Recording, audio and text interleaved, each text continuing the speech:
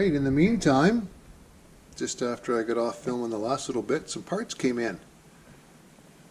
So there's my new idle screw that I'm going to replace. Stainless steel. There's my cylinder saver. I'll put that on. I got a nice easy oil change kit here that you just screw in. Oil drains out. You don't have to take the skid plate off. It's a whole lot less messy with this. And this is the big one here, my CarbonUp clutch cover replacement.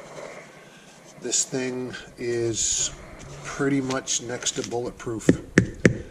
It's a carbon plastic combination, and it holds a little more oil, and it's pretty much impervious to everything that they've thrown at it. If you get a chance, watch some videos online on what they do to this thing. Also comes with instructions and a new gasket, some dowels, and a dowel holder tool so you can drop them down in the clutch. So, looking forward to trying that. Hey everyone, it's Dan back in the GnarlyChicken garage. Today I'm going to be installing my new CarbonUp clutch cover. So the gasket is on, the dowel pins are in. Like I said in the previous video, it comes with a little sleeve inserting tool for the different dowels. And just follow the instructions on that. It's very clear, and they have a good web page instruction too. So all I've needed to do is lay the bike over on the side. I just took off the bottom part of this spring for the foot brake, and that'll give me enough room.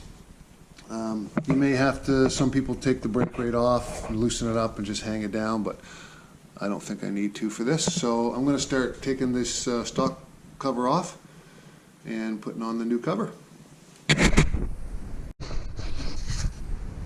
Okay, clutch cover bolts are off, cover is off. I always like to put a brand new pad down on the floor. There's three different size screws. The kit comes with a new screw as well that needs to be replaced down by the foot brake. And I'm going to be using the stock oil cap as well, which the instructions say to do not over tighten when you put in the new cover, because it is carbon and can easily strip. So I'm going to take this over to the bench, set that down beside the old one, and take a new rag, and I'm going to clean the oil off that surface of the clutch and get that nice and cleaned up. Alright, that's the install. So the trickiest part of this whole process is getting the spring back on. I reversed the spring and made it a whole lot easier. So put the spring in up here before you put the plate on, with the spring facing the camera, the pointed end, and then you very easily can go down and wrap it through from the outside in on the bottom spring. Much easier. So these were torqued down, crisscross pattern. You get a new bolt, the bottom one down by the foot pegs. Very important that you put this in, or sorry, by the brake pedal. It's a little shorter than the OEM one because this side piece on the plastic shoulder is quite a bit smaller thickness than the stock one.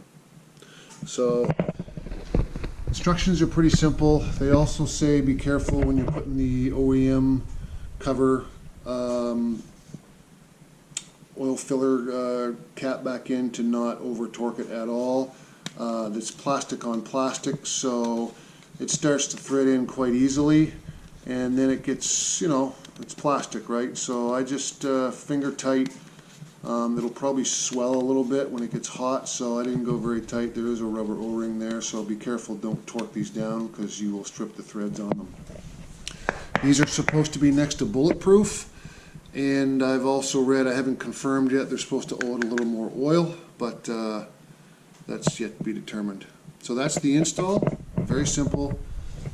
This is replacing a clutch cover that I thought about putting on here. I don't like the looks of the clutch covers, and I don't like that you've got to screw the clutch cover and the clutch itself down into the engine case. You never know what kind of torque you're getting, if it's too tight or too loose. So these, the instructions call for 50 to 60 inch-pounds.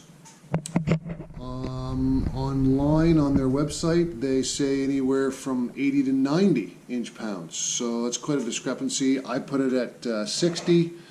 And I'll keep an eye on it and see. These don't have to be torqued down anyway, hardly at all. And that's it. Easy install and very good protection over the stock. So I should not have to worry about damaging the clutch case any longer with this item. That's it for now.